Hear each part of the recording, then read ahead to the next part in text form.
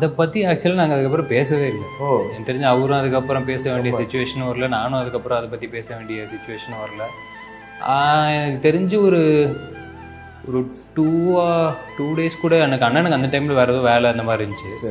அப்புறம் நான் யூஸ்வலாக எனக்கு ஷூட்டிங் இல்லைன்னா நான் ஆஃபீஸில் அவருக்கு நான் அடிப்பேன், ஆஃபீஸில் இருக்கீங்களா எங்கே இருக்கீங்க கேட்டு அங்கே நான் போயிடுவேன். நான் அதே மாதிரி 2 நாள் அவருக்கு வேலை இருந்துச்சு. அப்புறம் ஃபோன் பண்ணேன், எங்கே இருக்கீங்க, ஆஃபீஸில் இருக்கேன், நான் ஆஃபீஸ் போயிட்டேன். அப்புறம் ரெட்டினா வந்துட்டார் சிவபாலன். நாங்கள் எல்லாருமே அப்படியே ஆஸ் யூஷுவல் நாங்கள் அப்படியே ஜாலியாக தான் இப்போ வரைக்கும் அது அப்படி தான்.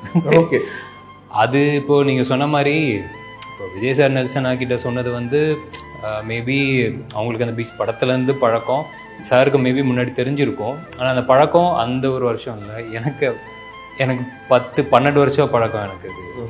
அது பழக்கம் சினிமா ப்ரொடியூசர் எல்லாத்தையுமே தாண்டி அது வேற ஒரு ரிலேஷன்ஷிப். அது மோர் லைக் அ ஃபேமிலி மாதிரி அது. ஸோ அதனால் எனக்கு தெரிஞ்ச இதனாலலாம் அது என்றைக்குமே எதுனாலையுமே அது என்றைக்குமே அது எதுவும் ஆகிடும்.